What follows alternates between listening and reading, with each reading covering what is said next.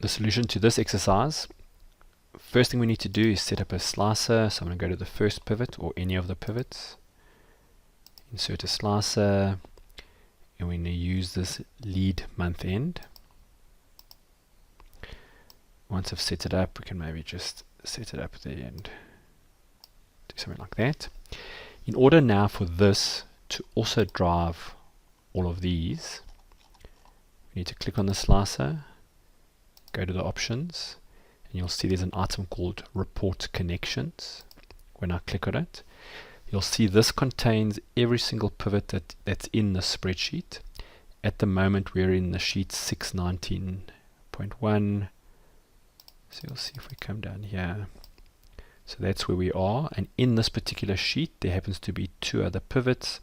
So if I just switch those 2 on, and I say OK, this will now drive all of these. So for example, you'll see that's September, that's September.